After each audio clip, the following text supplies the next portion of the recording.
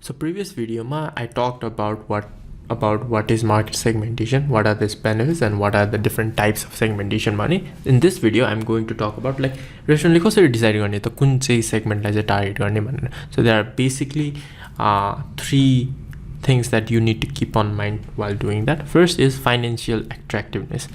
Okay, you selected or targeted a market segment. मैले अघि पुरानो भिडियो like previous भिडियोमा भने जस्तो students who are in their mid-20s, we are doing bachelor's in business administrator and they want to find a place to do their assignment भनेर भने हैन.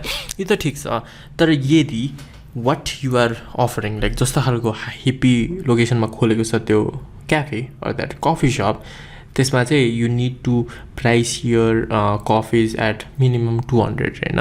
200 चाहिँ minimum मा अमेरिकनले लिनुपर्छ अरे भने will the target market that you have selected be able to afford that? Offer गर्न सक्छ भने पनि will they be able to afford that frequently? Because our student हो भने if they want a place to do their assignment, then they would come there frequently because our batches they would get a lot of assignments, right? So त्यसलाई facilitate गर्न सक्छ कि सक्दैन? Can you get profit out of them?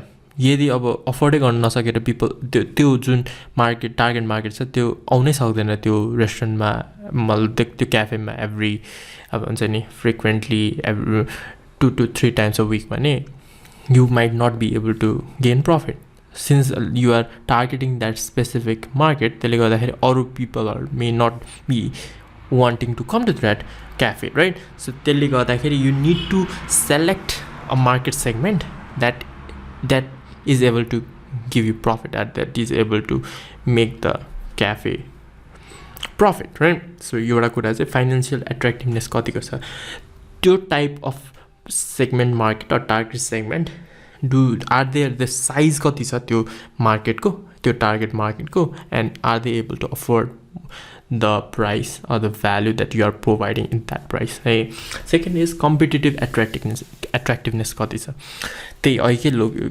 कुरामा पनि if there is a coffee shop nearby that provides the same thing but at 150 per coffee cup भने people would go then. So competitively how attractive is your restaurant in compared to the competitors, okay? So if you won't be able to meet the demand or if you won't be able to attract the target segment भने अनि कम्पिटिटरहरूले तिनीहरूलाई लगिरहेछ भने त you will go on a loss. So competitively कतिको attractive छ like त्यो target segment चाहिँ they need to be aware of what you are offering and offering at a price that is not compatible with which is not competitive as the competitor is offering. So त्यतिको attractive हुनु पर्यो कि मान्छेहरूले आउनु चाहिँ पर्यो के त्यो टार्गेट मार्केटको मान्छेहरू आउनु पर्यो just because you are providing that value or that need हुन्छ नि. Third is non financial attractiveness कतिको छ त is your restaurant known for those students that come to that restaurant like त्यसरी नै आफ्नो ब्रान्ड प्रेजेन्स बनाएको छ त्यस्तो नै रेपुटेसन छ नाम पनि त्यस्तै खालको हुन्छ नि बजेट अर स्टुडेन्ट्स हब या त्यस्तै केही नाम राखेको छ भने people would be able students will be able to know and will be able to see that and be like oh okay your restaurant चाहिँ मेरो यो क्याफे चाहिँ मेरो लागि बनाएको या they want students like me to come here भन्ने खालको थाहा हुन्छ नि त. सो इमेज कस्तो छ रेपुटेसन कस्तो छ अब जस्तो कि हिमालयन जाबा हेऱ्यो भने they have a lot of branches, they have a good reputation, they have a good image. त्यसले गर्दाखेरि पनि मान्छेहरू prefer to have coffee at Himalayan Java rather than other places even if they have a costlier price किन भन्दाखेरि reputation राम्रो छ नि त. सो त्यो नन फाइनेन्सियल एट्र्याक्टिभनेस कतिको छ त त्यो टार्गेट मार्केटमा. Suppose you have a cafe that is not so good हैन but the location पनि त्यति राम्रो छैन and the place पनि it doesn't look that good, the staff is also average भने you can't like attract the target segment चाहिँ पुरै high class मान्छेहरू छ भने मान्छेहरू त्यो हाई क्लास मान्छेहरू आउँदैनन् because it doesn't match with what you are providing or what you are showing. Like external or internal पनि मिल्नु पर्छ के. Just because you are targeting those people who are from high class भन्दैमा, they won't come to your restaurant just because you are targeting them. You need to provide that value to that target segment that you are trying to capture. Okay, so let's continue this on the other side, where I'll elaborate a lot more than just financial, competitive, and non-financial, right? So selecting target market first is it should be large enough to be profitable. It should be profitable to a point that it covers all your fixed costs. So location ko rent and this labor and maintenance costs, this cost or cover गरिसकेपछि, if you are still profitable, then that target market is working, right? Because your restaurant is able to earn profit and reinvest in that business. Second is it is a growing market. Like त्यो market अब students हरु आजकल trend त्यस्तै छ भनेर भनेको थिएँ नि अघि, like previous videos मा, right? I said that the trend is that people are trying to explore more, like Gen Y and Gen Z people are going to restaurants more. So त्यसले गर्दाखेरि if those you are attracting or you are targeting those people, then this market size to grow this, and so you need to capture the market, you know, the target market which is actually growing. Like stagnant or declining, the size will decrease and you will not be able to gain that profit, right? Third is it is not already swamped by competitors. Like सबै ठाउँमा cafe खोलेर the exact idea that you had, like स्टुडेन्टहरूलाई चाहिँ म ल्याउँछु भनेर कम्पिटिटरहरूले त्यो सब already त्यो कुराहरू गरिसक्यो भने, you might want to switch up your target market. Maybe you want to now target couples, हैन, or like हुन्छ नि डेटमा आउने मान्छेहरू, लाइक यो डेटको लागि चाहिँ हो यो कफी शप भनेर राख्न मिल्छ, हैन, where you organize like blind dates यो कफी शपमा भने नि you're switching, you're changing your target market, and त्यसले गर्दाखेरि maybe competitors are not doing that and you will be differentiated from the crowd. अरूहरूले स्टुडेन्टहरूलाई क्याप्चर गरिरहेको छ नि, you are capturing the couples, and त्यसले गर्दाखेरि the demand increases, right? So you need to select a target market that is not already swamped by competitors. That's a consumers like धेरै choice नहोस् के त्यसमा है. And fourth one is it should be accessible, or you need to find a way to reach it.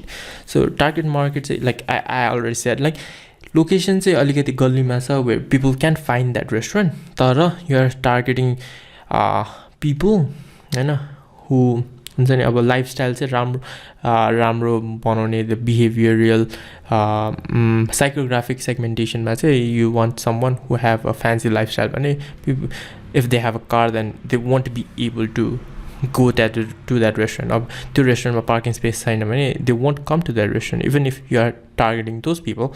तर since it is not accessible, like they won't just park their car and anywhere and just walk to your restaurant and then have it. त्यो लामो process भयो नि त. So the target market should be accessible. Like if you are targeting those people who have a rich lifestyle or who want to express their wealth in terms of कस्तो रेस्टुरेन्टमा जान्छ भन्यो भने you need to present in a parking space पनि त्यही अनुसार अब branded कारहरू राख्ने सोरुम जस्तो बनाएको छ, त्यस्तो गऱ्यो भने it is accessible and you have a way to find it. Location पनि त्यही अनुसार हुनुपर्छ है. Fifth one is the restaurant has the resources to compete in it. So like I said, यो पनि resources तिर पर्छ कि लोकेसन चाहिँ त्यति राम्रो छैन बट मान्छेहरू चाहिँ त्यस्तो हाई क्लास गरिरहेछ भने त you don't have the resources to compete in it. त यदि त्यही अनुसारको रेस्टुरेन्टमा इन्भेस्ट गरेको छ, त्यही अनुसारको स्टाफमा इन्भेस्ट गरेको छ, त्यही अनुसारको रिसोर्स छ भने पो त्यस्तो खालको मान्छेहरू आउँछ त. But if you don't have those resources then you won't be able to compete in it even if you have selected a target market, है. So you need to be aware of what you have and who can you reach with that resources. And the sixth one is it fits in with your restaurant's mission and objective. Like I always said, mission statement like ध्यानमा राख्नुपर्छ. Like if your culture tells you to focus on providing nutritious food, then you can't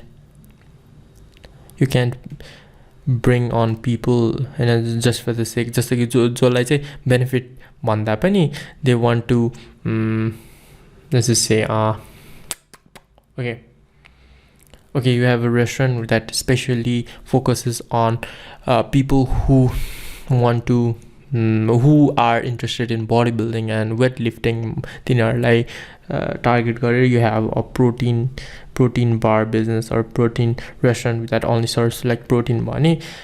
Since that is your restaurant's mission, then all people are like say you won't target them because it doesn't fit with the mission नि त अब त्यस्तो मान्छेहरुलाई target त गरेछ but if you are serving them cheap proteins and or serving them something not त्यो mission or त्यो values or त्यो objective बाट चाहिँ टाढा गइराछ भने like त्यो target market like select गरेर के भन्नु okay let me give you a better example. If you focus on healthy things then you won't allow people who smoke. Then अब चुरोट खाने मान्छेहरुलाई you won't be like त्यो रेस्टुरेन्टमा चाहिँ गर्न दिदैन because it conflicts with your restaurant's mission which is to make a healthy lifestyle or healthy community, right?